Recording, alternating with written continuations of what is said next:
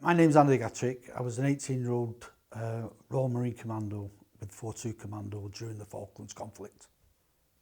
And I think we were there for 3 or 4 days without resupply, which was rough as toast because the weather was minging. And I think we had 2 days rations.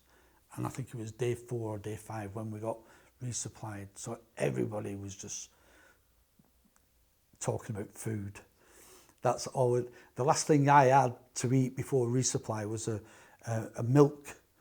powdered milk sachet with a sugar in it, and it was delicious. On the morning of the 11th of June, we had our final orders to take HARRIET, and it was one of them. It's like a surreal situation. You think, shit. What I was more scared of was being scared. I didn't want to let anybody down. I didn't want to get shot. I didn't want to die. I was prepared to do all that. What I didn't want to do is freeze and not be able to do my job. Luckily, that never happened. But that was the thought. And they said to us, right, we'll be crossing the start line at 1 o'clock. And I thought, that's all right. Normally, at 1 o'clock on a Saturday, Sunday night, I'm outside some discotheque in Plymouth down Union Street, battling away. This is an omen. We're all right. We're going to be all right. Down to the start line, it all went a bit tits up because the Welsh Guards were supposed to be taking us to the start line. They'd secured the start line for us. And God bless them, I think they got a bit waylaid or lost because we went through 2 minefields on the way to the start line. And it was on a big company snake. It was mad. It was like being on Salisbury Plain. Something along, stop, take cover, get up, tromp on. And they said, we're in a minefield. Only step in the steps of the bloke who I mean, I've got 5 magazines of 7.62, full fighting order, 3 84 rounds strapped to my back, an SLR, 250 link for the GPMG, 1 white phos grenade. Ours threaders. Every time we stopped and went down, trying to get back up was a nightmare. And then you're told you're in a minefield, and you've got to watch where you're stepping in. It was surreal.